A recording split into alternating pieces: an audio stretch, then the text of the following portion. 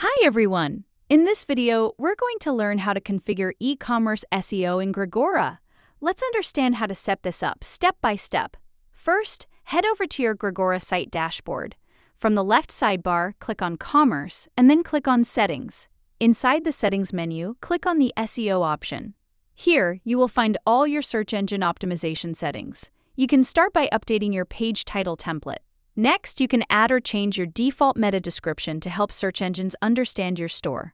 Below that, you have the option to upload a default open graph image, which will display when your store is shared on social media. You can also adjust your default search visibility settings and input your specific Twitter handle.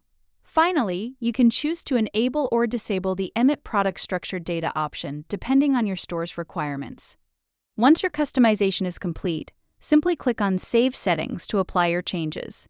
And that's it! Your e-commerce SEO is now successfully configured. See you in the next one.